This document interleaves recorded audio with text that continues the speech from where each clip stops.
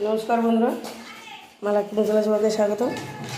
देखुन আর একটা নতুন রেসিপি নিয়ে এসেছি। আজকে আমি বানাবো শসা দিয়ে চিংড়ি মাছ। এই শসা দিয়ে চিংড়ি মাছ কিন্তু দারুণ লাগে। আমরা তো সাধারণত লাউ দিয়ে লাউ চিংড়িটা করি, কিন্তু শসা দিয়ে চিংড়ি দারুণ লাগে খেতে। দেখুন আমার এই হাতে আছে চিংড়ি, এখানে আছে শসা, টাটকা শসা আপনাদের কাকু কিনে নিয়ে এসেছে। এই শসা দিয়ে চিংড়ি মাছ আমি বানাবো। সিম্পল একটা রান্না, খেতে কিন্তু দারুণ লাগে। আপনারা সঙ্গে থাকুন। চিংড়ি মাছগুলো বেছে পরিষ্কার করে নিয়ে নিয়েছি। শসাগুলো এখন আমি কেটে নেব। দেখুন শসাগুলো এখন আমি কেটে নেব, পুরো টাটকা ফ্রেশ শসা। শসা এরকম করে কেটে এরকম করে একটু করে নিতে হবে, তাহলে শসা অনেক সময় দেখা যায় শসা কেটে হয়, তাহলে কেটে হবে না।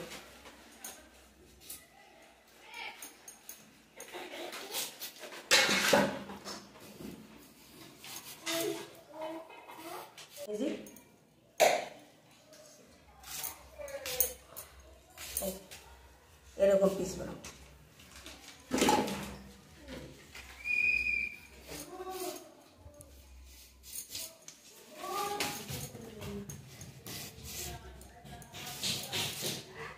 শসা আমরা ভাত খাওয়ার সময় খাই।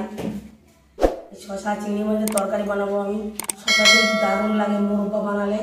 শসার অনেক রকম রেসিপি কিন্তু হয়। শসা খেতে তো সবসময় খুব ভালো লাগে। শসা গরমকালে খেলে পেট ঠান্ডা থাকে।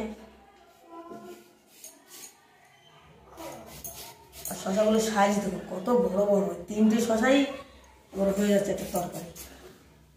গরমকালে শসার তরকারি খেলে পেট ঠান্ডা থাকে।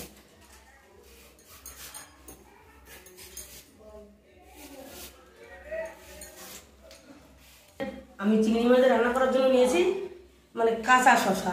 আর আপনারা যদি শসা দিয়ে মোরব্বা বানান তাহলে পাকা শসা দিয়ে মোরব্বা বানাবেন। পাকা শসার মোরব্বা ভালো হয়। আর এই কাঁচা শসা তরকারি খাওয়া যায়, এমনি খাওয়া যায়। আমি আপনাদের একদিন মোরব্বা বানিয়ে দেখাবো। শসাগুলো সব কেটে নিয়েছি। 3টে শসা কতগুলো হয়েছে দেখুন, এটাই হয়ে যাবে। চলুন এখন রান্নাটা শুরু করি। শসাগুলো এখন দিয়ে নিচ্ছি।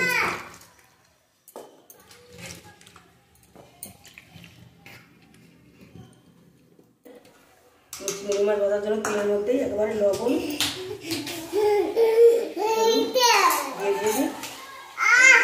চিংড়ি মাছগুলো দিয়ে দেবো।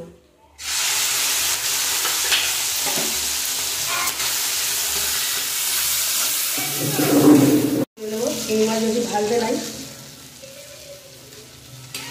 চিংড়ি মাছ বেশি ভাজলে সব করে দেয়।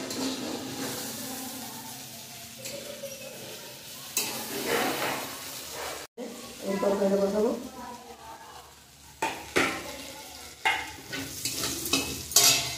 চিংড়ি ভাজা তেলের মধ্যে একটু তেল দিয়ে দেবো।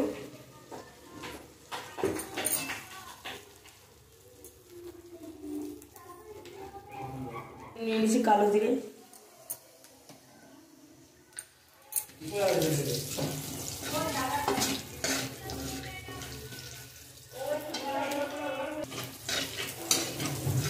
কোনটা ভাজা হয়ে গেছে, শসাগুলো দিয়ে দেবো।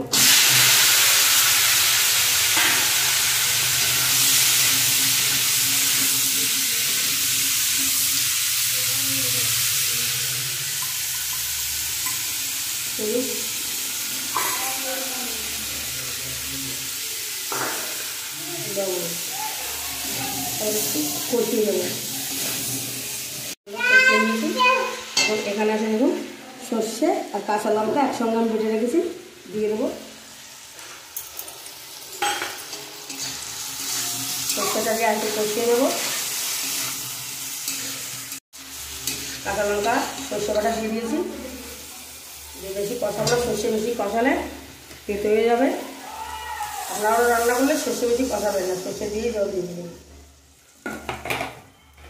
আর এই চিংড়ি মাছের শসা রান্না করলে অবশ্যই সর্ষে বাটা দেবেন।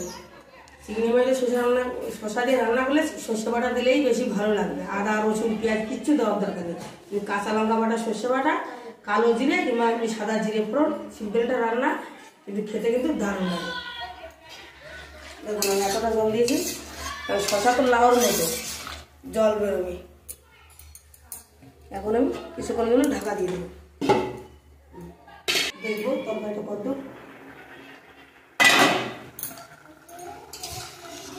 দেখো শসা থেকে কতটা জল বেরিয়েছে, শসাগুলো সেদ্ধ হয়ে গেছে। তারপর চিংড়ি মাছগুলো দিয়ে দেবো।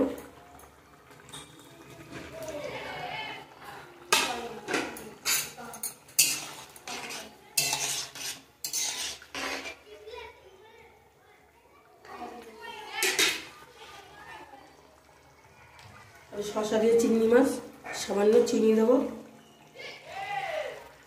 আর ঢাকা দেবো না। রান্না করে হয়ে এসছে, আর মিনিট পাশে রান্না করে নামিয়ে নেব। তরকারিটা চিংড়ি মাছ দিয়ে রান্না করা কমপ্লিট।